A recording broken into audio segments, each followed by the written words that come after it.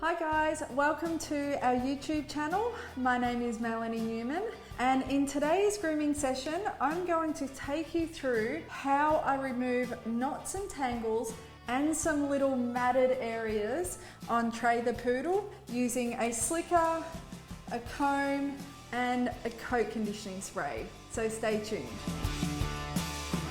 Trey has had a lot of fun over the past month, so I've been trying to keep his coat knot free and tangle free, but we have had a lot of rain in Melbourne, so the grass is really wet, the mornings are really dewy because it's springtime and there's lots of wet grass.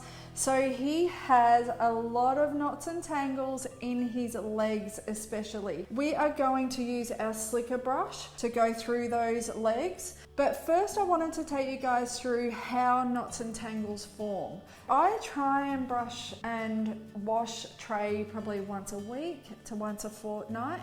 But over the past month, I've just been so busy, I haven't been able to, so I've just been trying to brush him on the go. Knots and tangles can form when the coat is wet.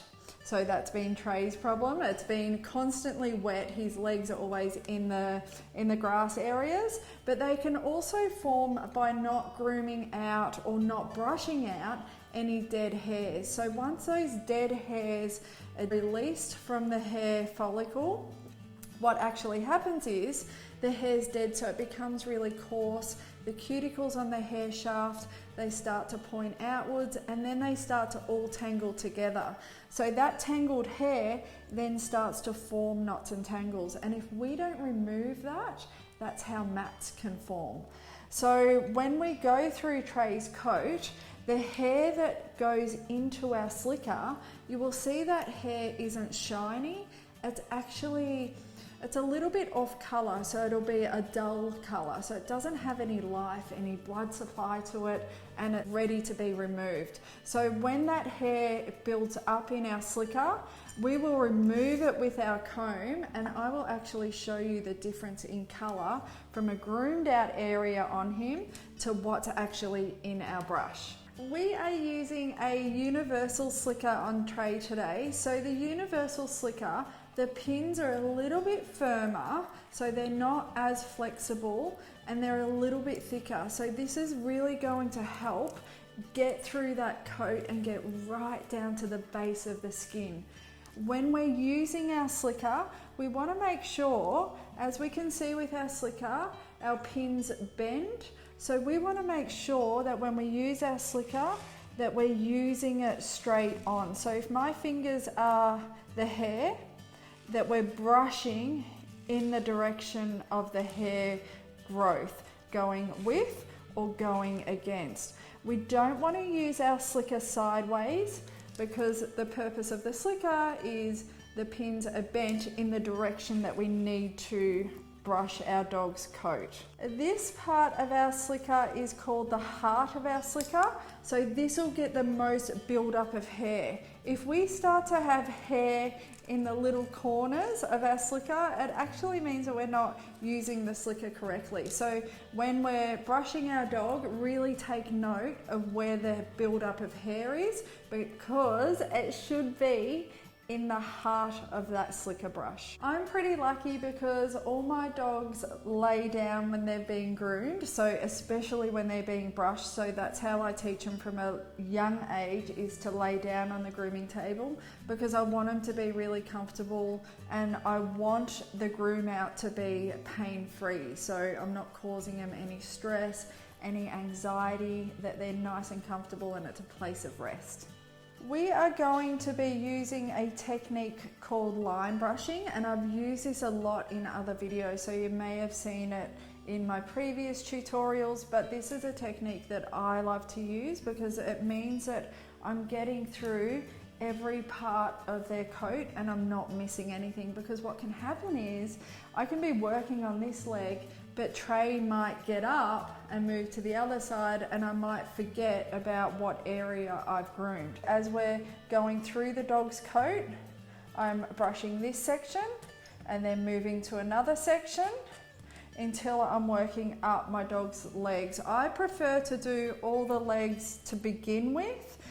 Some people prefer to work from the back, working up their body and then down their front legs. It just depends on what you're comfortable with and what your dog's comfortable with. We are starting at the bottom of the foot area, and we're starting at the bottom because if we start at the top, as we're going through the coat, I then have to lift and go back through and then go back through. If I start at the bottom, I'm going to work up that leg, and as I'm going through this coat and that part's completely brushed out, I can comb that through and then move to the next section. So each section is completely combed through. So working from the bottom up is the best technique. We're going to use the Relax Coat Conditioning Spray. I like to spray the coat pretty well, and then separating the hair that I want to groom out, and using our universal slicker, I'm gently going to work that through the coat. And this is a little bit time consuming. I find it's the easiest way to groom out a dog, and especially when you're wanting to save coat. So if your dog is a little bit wiggly on the table and isn't like Trey and just lounges around and waits to be groomed, you might only want to get through one leg one day and then another leg another day, and that's totally fine. Working through that coat may take a little bit extra time.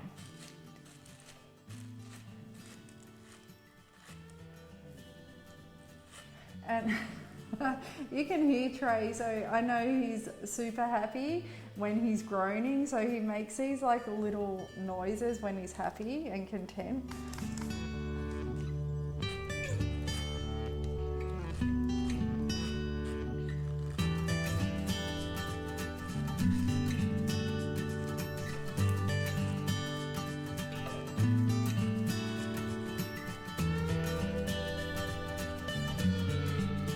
So we've nearly worked through the first part of his leg.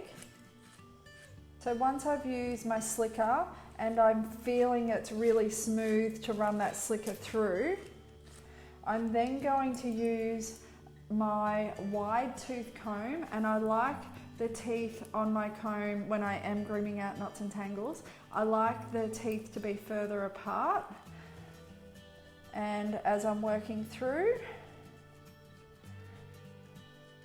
the area we've just worked through with the slicker, it's running through really smoothly. If we snag a knot, so if we hit a knot with the comb, I'm not going to rip that through because that's really going to cause him a lot of discomfort. I'm going to remove the comb, spray the coat, and using our slicker, we're just going to gently work through that matted area.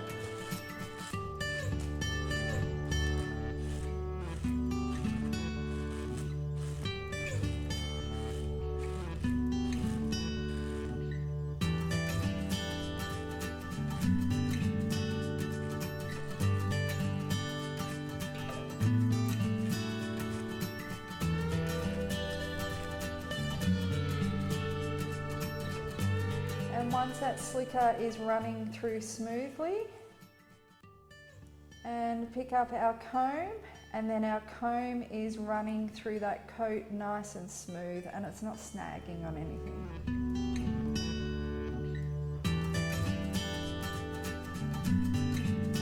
So let's do another matted area. So as you can see, it's quite clumpy when we pull those little knots and tangles apart. So I'm just going to separate what area I'm going to groom out next, and spray his coat. The spray actually helps hydrate the coat and helps condition the coat for when we're grooming out, and it'll help prevent breakage. And work that slicker through.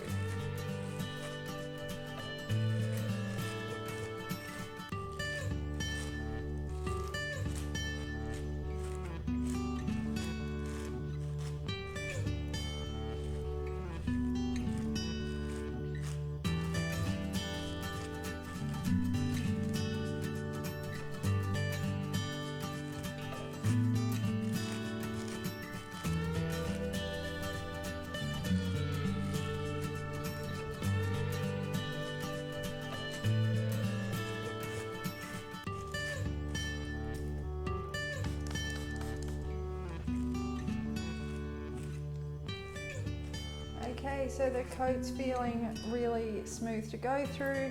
The coat is separating, and then I'm going to run my comb through. But as I can see, the comb's not going through. So what I've been actually doing is just brushing that top area, and I haven't been going right through to the base and the middle of that knot. So there's another tangle there. So I'm just going to work through that again.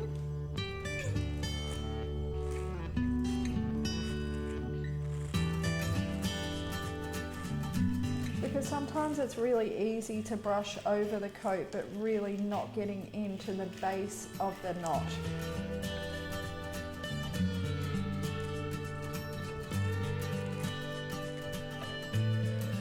Okay, so it's feeling pretty good. Pop our comb through, and then no knots and tangles. So our comb is, for me, it's used for separating the coat and really making sure that there's no knots and tangles. I don't use my comb to groom dogs out. I always use my slicker because I just feel it's a lot calmer for the dog, and the dog doesn't stress out as much because we're not yanking on the knot, we're just working through with our slicker first.